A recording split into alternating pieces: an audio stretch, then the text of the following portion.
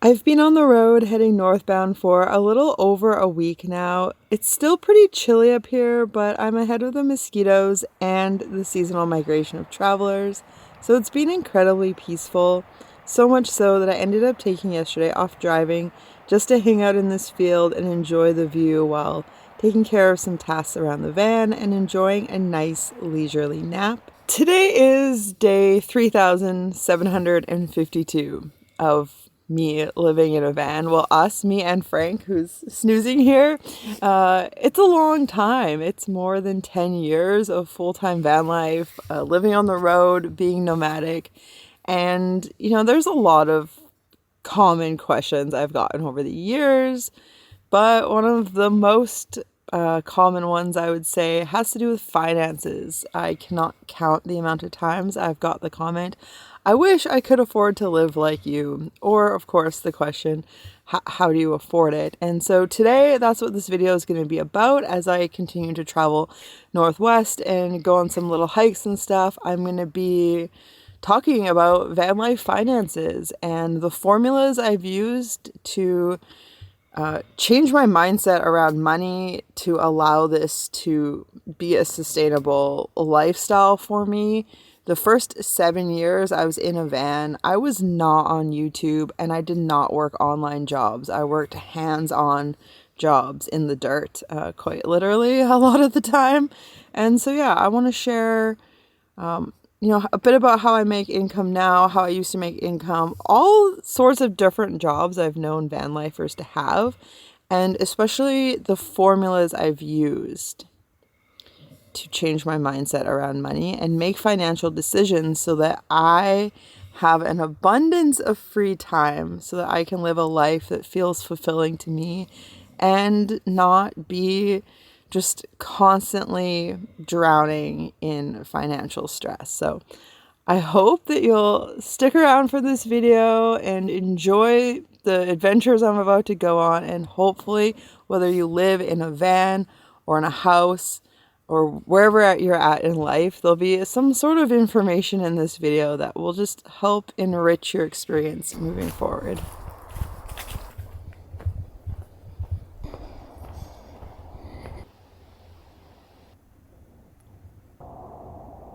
Alright, it feels great to get out for a walk. I've been walking a lot this winter, but flat on beaches in valley bottoms, and I decided to do something with a bit of vertical.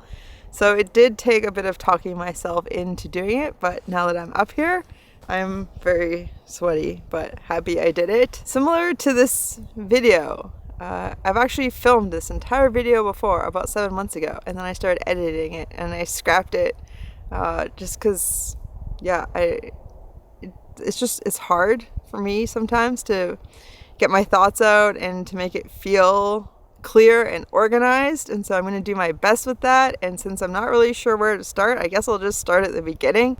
So I started van life with nothing. I had no money in the bank. I had no money in my pocket. I was very, very lucky to be gifted a van because I wasn't going to be living inside anymore no matter what. I had no money for rent, and so being gifted that van saved me from living in a tent in winter, although I did end up living in a tent then through spring and into summer until I could get a minivan. But basically, whatever vehicle you have is perfect for starting. Even if it's not a van, even if it's just a car, people are very happy traveling in all types of rigs. Or if you're not able to travel, just living in a vehicle saves you paying rent. So that's probably the best place to start. It's just whatever you have to do to not pay rent. Sell belongings, get rid of them. Get rid of your stuff, get a storage locker, put all your stuff in it, start selling it off and just living it in a car, because even if your goal is to have a nicer rig, you're going to get there a lot faster not paying rent. Maybe your first few months aren't going to be very comfortable, but it's really going to toughen you up and give you a solid taste of what living in a vehicle is like. And then, maybe after that, having a bit of perspective, you won't need such a fancy rig or you'll just be very happy with something a little nicer once you're able to save up to get that. But it is a lot easier to save up if you're not paying rent. I didn't start out in the van I'm in. I started out in a van, like I mentioned, was gifted, the engine seized. I lived in a minivan for 2 years, at which point then I was able to buy my current van, and my current van was a real piece of crap when I got it, and I have improved it over the years. I would, at no point in the past 10 years, being able to go out and buy the van I have now in the shape it's in. It's taken a lot of time and patience. And so it's been a strange thing over the years to have so many people say they wish they could afford to live like me, with me knowing full well they make more money than I do. And I think that's like a common pitfall with people, is that they think they need to make more money to get out of their situation or to change their situation. But all throughout my van life, one of my primary objectives has been to live frugally. I've found it a lot easier to spend less money than to work more to make more money. And part of one of the reasons why I find it easier to learn how to live with less is because I value my free time so much. Even if I'm not doing anything, just to have that idle time for my mind to kind of follow creative whims. And I know just spending less money is a lot easier said than done. So I'm going to share a couple formulas I've used over the years that have been very, very helpful in teaching myself how to do that and how to make better financial decisions as somebody who just actually doesn't have a lot of money. So, but before I do that, I'm gonna hike back to the car because the mosquitoes found me and were biting me, and I'm very itchy now. I'm gonna go down to a beach, hopefully. Hi! Did you have a nice nappies, Frank? Oh, you're so awkward. You're such a cute boy, though. You want to like to be when the sun is out, eh? Yeah. Okay, tuck your paw in. We're gonna move this. Come on. You gotta move that.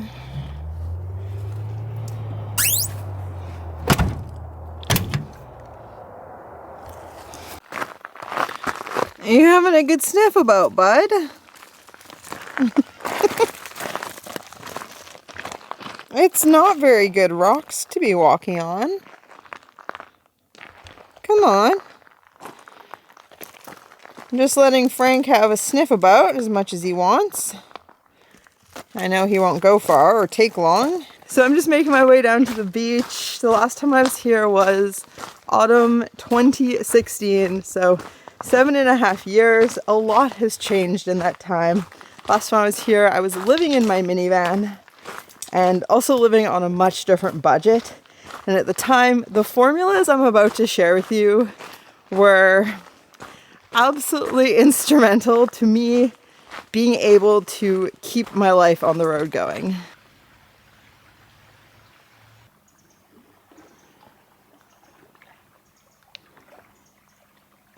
All right, so the first formula I want to share with you is cost over time. And this one is really valuable for gaining perspective on your spending habits so you can make an informed decision if the places you're spending money are really worth it. And I find this formula is particularly valuable for habits like drinking, smoking, coffee, things like that. Things you consume on a daily or almost daily basis.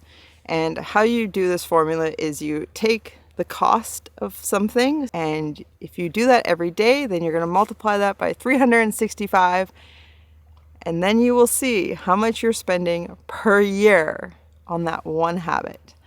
And so for me, last time I was here, almost 8 years ago, I had actually just quit drinking coffee, and that's because I had applied this formula to my coffee habit, which was pretty minimal at the time, and I did the math based on if I drink cheap coffee, I make it myself in the van. I drink 1 cup of coffee per day, and once a week I go to a cafe and I get like the most affordable option so that I could use the internet and do some work because I didn't have a phone bill at the time.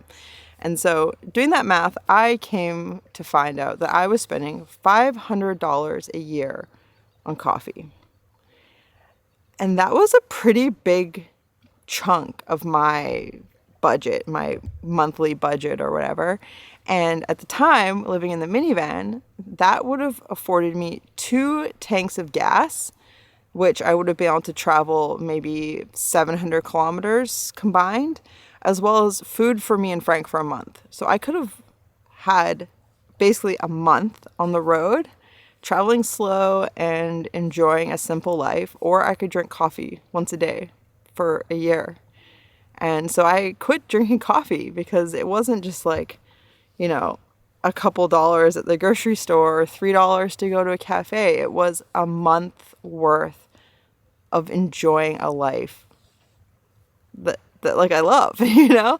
Then I also thought about what I had to do to make that $500, which at the time, the type of work I was doing was quite labor intensive, and that also wasn't worth it. And so it was easier to just cut out coffee and not spend that money so that I could go longer before I needed to find more work than it was to spend it knowing that that brought me closer to needing to go work again.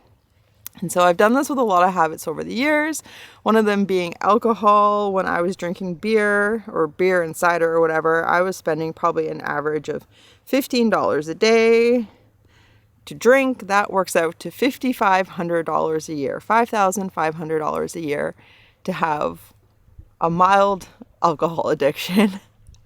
And that's a lot. Like even now, like I could live off that simply for like 5 months. It made it a lot easier to quit drinking alcohol. And not only that, but like my body feels a lot better, and you know, there's other costs associated with doing things that maybe aren't the best for your body. And so, yeah, I'm not here to judge any of your habits, but you could apply this to everything you do. Say you just do some frivolous driving, add that up. See what that costs you over a year. Is it worth hopping in your car to just run to the store for something that maybe you don't really need? Or could you walk? Could you ride a bike and save that money?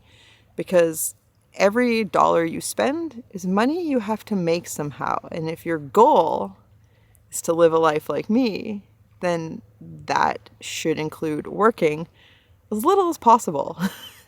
Yeah, so I have found that the cost over time calculation has been really, really helpful for me to, like I said, get perspective on spending and see where my money is going and see how quickly it does add up. And you take just a couple of those habits and you add them up over a year, and all of a sudden that's like $10,000. Like if you can just eliminate that, that's $10,000 you don't have to make. That's months of frugal living, enjoying a simple life. So with that said, I'm going to walk around a bit, enjoy this place, and then I will share the second formula with you when I find another great place to sit.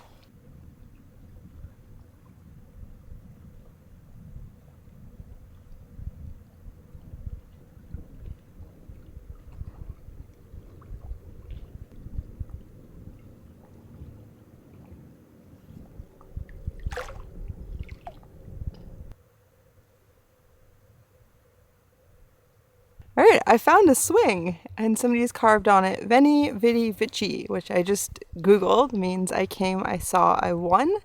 Feels appropriate. It's a very nice place, a very nice view of the mountains.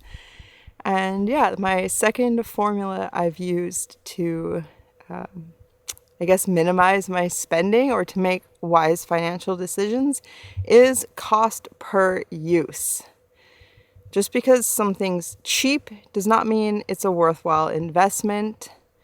I found this especially to be true with outdoors gear, backpacking gear, stuff like that. More likely to spend more on a high quality item that will be durable and reliable, which reduces stress of it breaking when you really need it to be working. But also being able to buy something of quality and then get a lot of use out of it generally results in a lower cost per use than buying something cheap that's just going to break.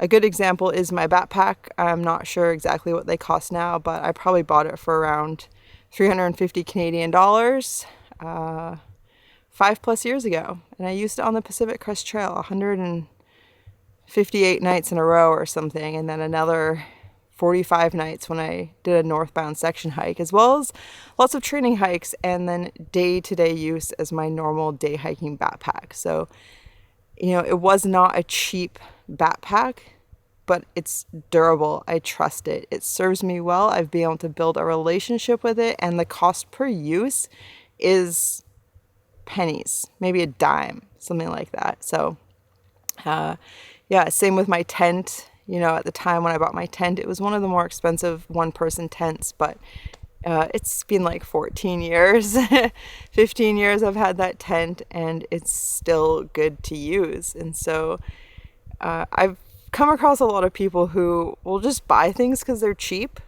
and then sometimes they only work like once or twice, and then that's actually not very cheap per use.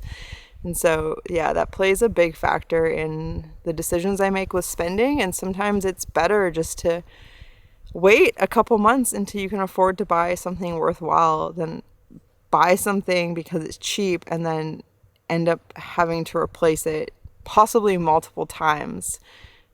So yeah, it's just more of a long-term thinking. I also do that like with food. Like I'm much more prone to buy in bulk. It lowers the cost per unit volume of or weight of food. You know, it's a lot more to spend $100 on rice at once, but if it's $1 per serving versus $3 per serving, then it's worthwhile, and I don't have to buy it as often. So it's just getting to a place where you can buy bulk and then you'll actually spend less overall.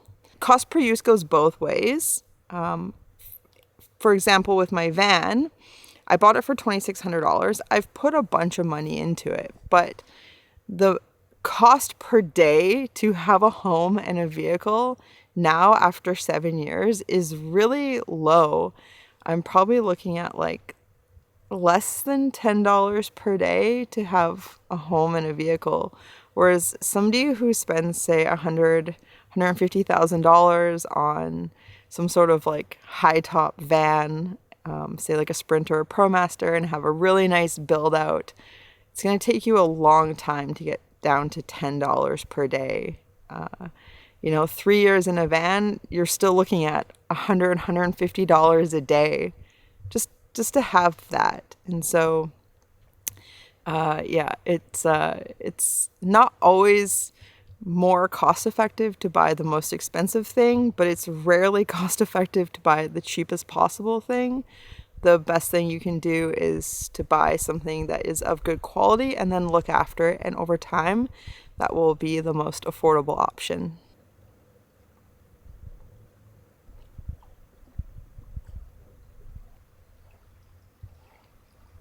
Well, it has been a great day so far. I'm loving hanging out down here and really grateful that it kind of cleared up a bit. It's almost sunset. I'm probably going to be walking back in the dark, but it's been a full day. It's my second walk and I drove over 2 hours, so it's definitely worth it to get in as much as possible. But before I go back to make myself dinner, I wanted to just let you know I'm not judging you for what you choose to spend money on or whether or not you're good with finances. I'm not great with finances.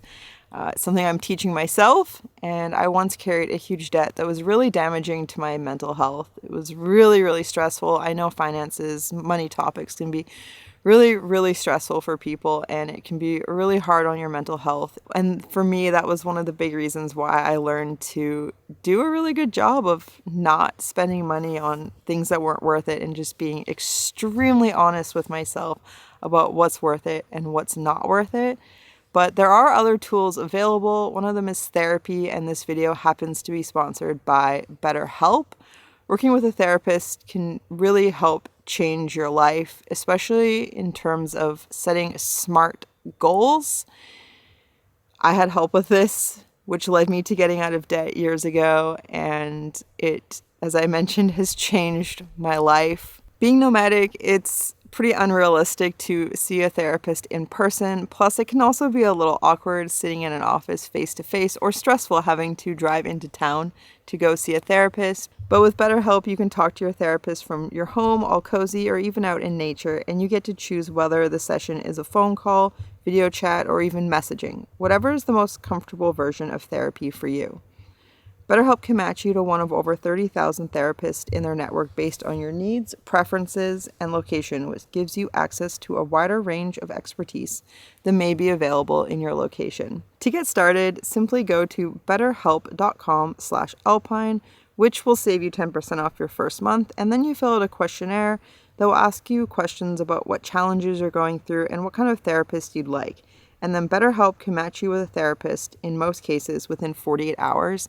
There's also financial aid available, so that's something to look into if you're feeling rather tight on funds. Their dashboard makes it really easy to schedule a therapy session at a time that's convenient for you. And if you feel like your therapist isn't a great fit, you can switch therapists with the click of a button in your settings at no additional cost. This is a lot easier than having to break up with a therapist in person and then find a new one. Join over 4 million people who have used BetterHelp to start living a healthier, happier life, myself included. Click the link in the description or go to betterhelp.com/alpine to get started. This will save you 10% off your first month, and using that link definitely helps out the channel. With that said, I should probably hustle and get back to the van because I'm really hungry and it's going to be dark soon. But don't worry, I have bear spray because I am in grizzly country. So I've come prepared with bear spray at least, even though I don't have a headlamp.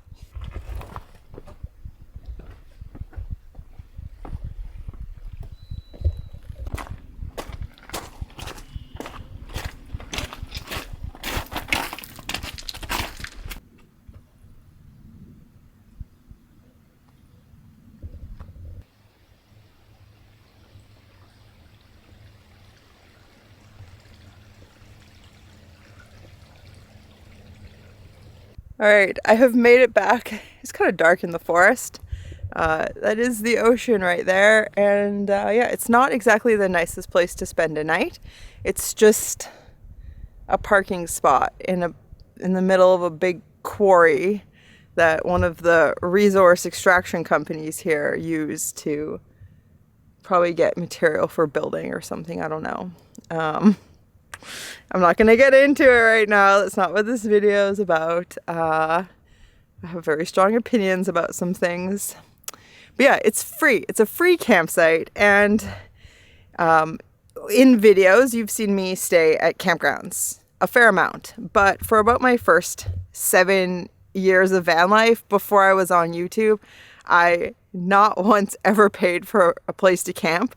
It was something I was actually really proud of. It was like a big part of my identity, is that I had made it years without paying to camp. And it definitely makes van life a lot more affordable if you don't pay to camp.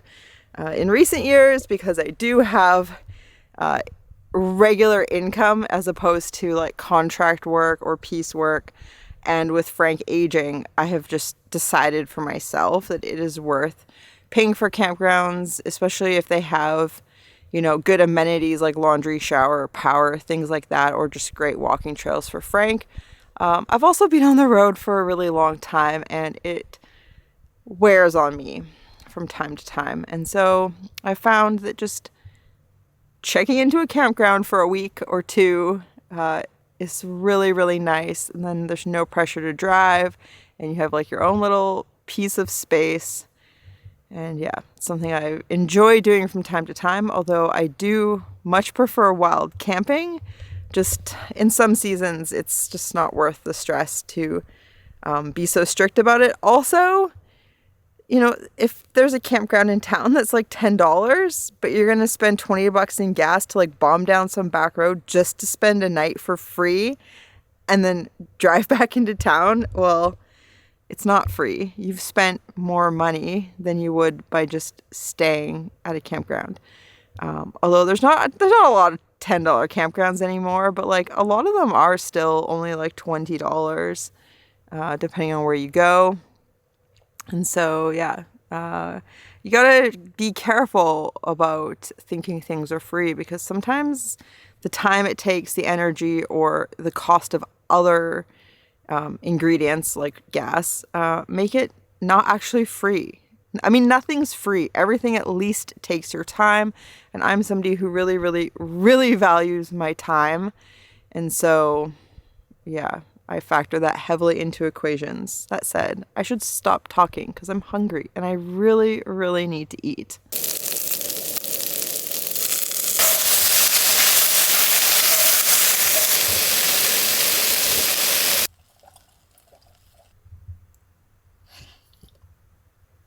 So it's 10 p.m. I've just finished cooking myself dinner, and while I was doing that, I put on dry clothes and I fed Frank, and watered him. And I can't eat because he is demanding my attention. He's demanding pets. And if I stop, he gets upset at me. I'm so hungry. Frank, I'm so hungry. So what I've made is a big dish of vegetables. I started by cooking some Brussels sprouts. I cut the butt end off and the outer leaves, cut them in half. And then I fry them for a while till they get like a little crispy. And then I added, they're kind of like bell peppers, but they're long and pointy, but they basically taste the same. So 2 peppers, a bunch of cremini mushrooms, and then a bunch of these like little tomatoes, grape tomatoes, and you just have to be careful when you cook them whole that you like kind of smash them or poke them open or something, because otherwise like that you're asking to burn your mouth. And I just cooked all that till it was like well cooked and seasoned it with like a whole bunch of garlic powder, and that's it. And then I put an avocado on top with flake salt and balsamic reduction, which is something I really enjoy. And I bought all of everything for this meal except for the salt at Costco. Groceries have really, really gone up in price, like especially the past year. It was kind of wild to go south from the Yukon and to have groceries actually cost more in Squamish than they did in Whitehorse. Like, to me, that just makes no sense, but that's how it is. And, you know, because I can't afford to eat lots of produce, I do, but whenever I have a chance to go to Costco, I go there. And it does mean buying a large amount of produce, but then I just get to eat heaps of it, and it's quite a bit cheaper. Like, I got, 2 pounds or maybe more of those mushrooms for like the same price or less than 1 pound at a grocery store. So it does help lower the cost a bit per meal. Oh.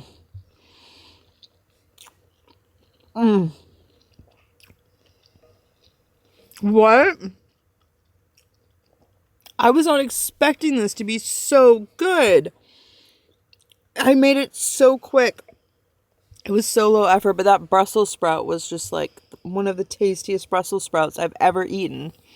But in my earlier days of van life, when I was really, really on a shoestring budget, I lived off mostly rice and lentils, potatoes, onion, cabbage, and egg, banana. That was pretty much it. And I would buy, sometimes I would eat like pasta, and I would buy grains to make pancakes, like flour or whatever. But I ate really, really, really simple. I did not enjoy things like tiny tomatoes. I rarely ate avocados. Like, I just ate on such a tight budget, but I didn't have much trouble with it because I was just enjoying life so much. And it was so rewarding. And, if I decided I really, really wanted to save for something, I wouldn't mind going back to that. But right now I'm just like in a phase where I'm just enjoying food a lot, eating whatever I want, which is really just a lot of veggies and a lot of fruit.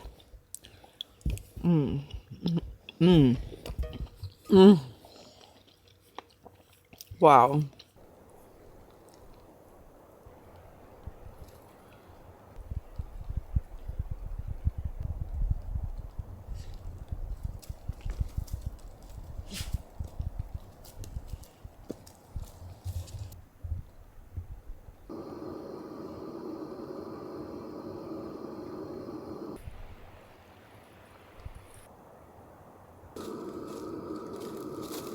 All right, hello. In an unfortunate turn of events, I'm sick.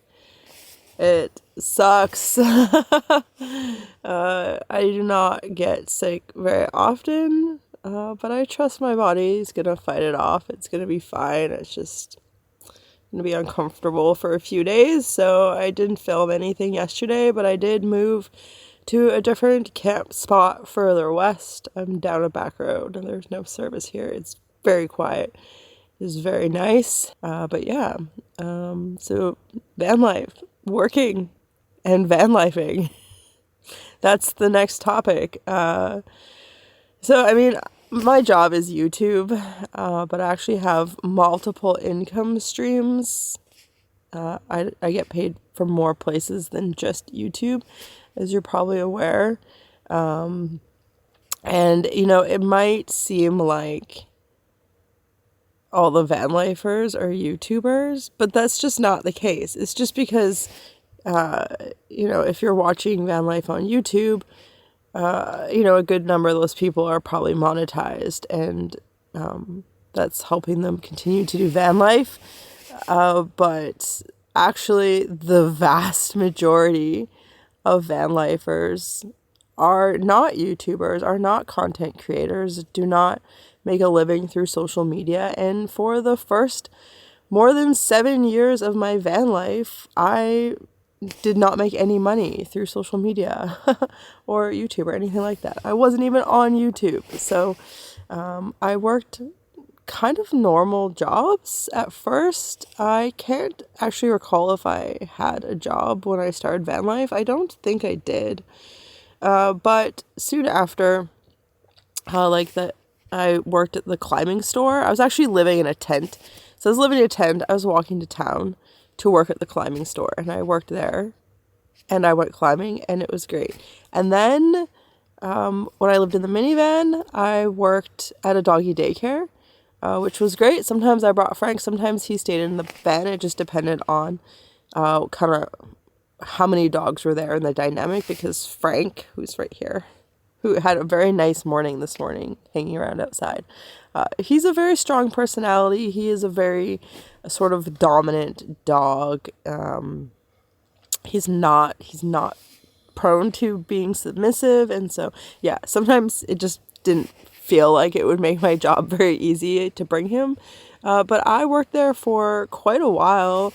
I had a really good time working at the doggy daycare, and then I took 2 weeks off one spring to go mushroom picking, to go morel harvesting, and I never went back because I did well mushroom picking, and so that kind of put me on to a couple years of like foraging different things for money, and I have a hard time imagining that to be like a viable option nowadays with like inflation and just like everything being so expensive. But at the time, yeah, I was able to stretch it to work these really, really intense short periods of time, whether gathering mushrooms or berries, or like I did some fishing and stuff, like gill net fishing and selling it at the market in the Yukon.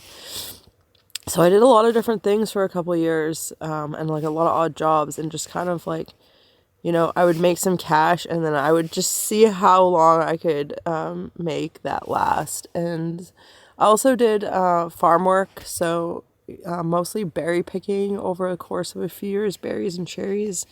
I did some seasons doing that. And as you saw in a video near the beginning of my channel, I also went and did like a little garlic harvest. You know, it's like 3 days of work. I made like something like $400 or something. I'm not sure. And, you know, that's even now $400 Canadian if you're, you know, smart with your food. Like you could eat for a month, a single person. So I did a lot of different things, a lot of random gig work. Like I used to do some art modeling and stuff like that.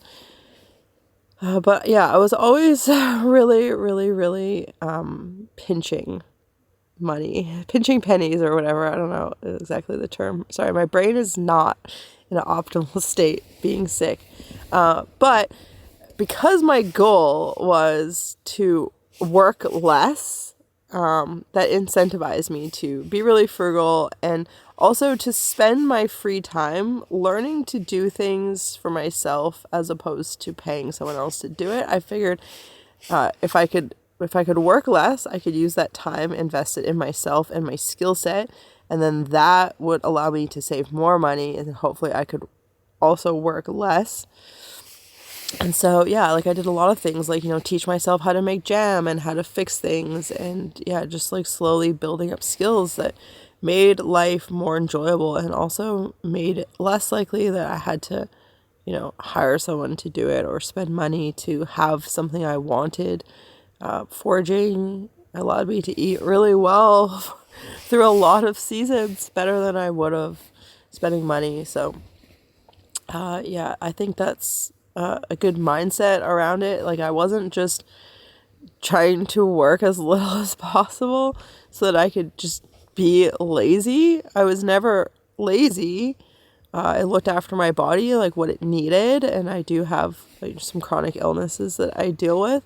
But it was about keeping my time for me, that being the most valuable currency out there, and using my time to enrich my life through a variety of ways.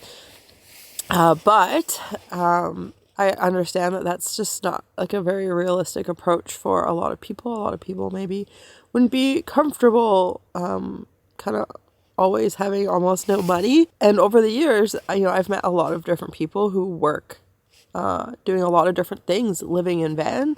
One of the friends that comes to mind first, he lives in a van. He's lived in a van for a long time. I don't know, like probably close to as long as me. And he's a carpenter. And he's like a fine woodwork carpenter, like finishing carpenter, but he can kind of do everything. And so what he would do is he would work, like a gig, or he would build some things and sell them and sustain his life that way. And now he's got, he lives in his van. He's got a tow trailer with like all his tools.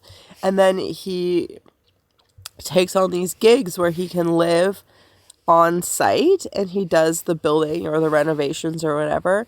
And then he can go off and live his life for a while, for a few months, and go hiking and cycling and backpacking and do the things he loves to do. And then he just like finds another job, and maybe he parks his trailer somewhere so he's not towing it around all the time. But yeah, he's a carpenter living in a van. And then of course there's seasonal work. Whether it's farms or in tourism or, resource extraction, there's all different types of seasonal work. And so, like, when I lived in Squamish year round, there was a lot of people in the summer who would come there living in vans, and they would get a job for the summer, like as a server at a cafe, just doing whatever. They would just get a job because a lot of people would hire in the summer because it's a really busy season, and they would work a full-time job and they would enjoy their life in Squamish, and they would save that money, and then that would allow them to, travel in the winter and take time off working and have a good time. And so that's one of the things I realized when I did the math was that you could get by on about 4 months of minimum wage work if you're not like paying rent and you live pretty frugally. And so that's why like the cost over time analysis is pretty useful, because you do that for all the major things. You create a budget for 1 year with like a little bit of wiggle room for like say emergencies, and you figure like, okay, like what do I absolutely need to make to survive? Not like how much money do I want, because I feel like it's easy to always just want more money, but to calculate like how much you realistically need, and then to see like how much time you actually have to work to make that. And the last time I did this calculation, like it was like 4 months of working a full-time, even minimum wage job. And so, if you're into skiing, there's tons of seasonal work at resorts. And so, or like camp hosting gigs, stuff like that. And so, yeah, it's nice to be completely free and travel on an ongoing, constant basis. But it's also really tiring, and that's not realistically how most people experience van life. And, there is a lot of online work, but that's not maybe not available to everyone. There's a lot of different types of jobs online that don't involve social media work and even don't involve programming. I've known a lot of programmers to live in vans, but there's a lot of other different types of stuff like copywriting or like digital assistant or like design stuff. There's all sorts of different things online, but also pretty much anything that you do offline, you can do living in a van. And the idea is to do it for a season and then go off and use the money that you've saved. And so there are a lot of options out there, and just because somebody hasn't done it exactly the way you might be desiring to do it doesn't mean you can't do it.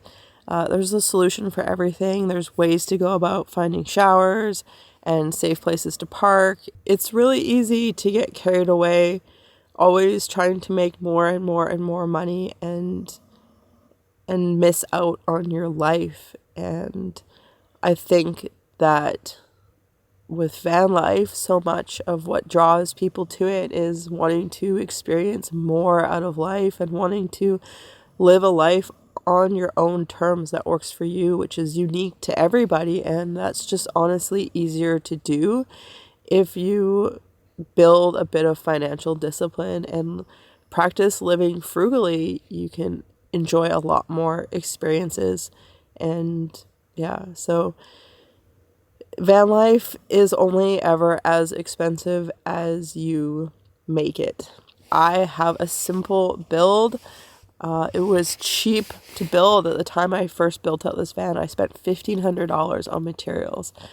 And then I spent $1,500 on a renovation, and then my power system was like $3,000. So, but I didn't need a power system until this job on YouTube demanded it. And before that, I just charged off the cigarette lighter while driving or in cafes or libraries and stuff. And so by having few needs or desires, I was able to keep life a lot cheaper. And, if I wanted like a full kitchen or a shower, and like all those things start to add up in cost, not just in the building themselves, but then in the type of van you have to be able to include them.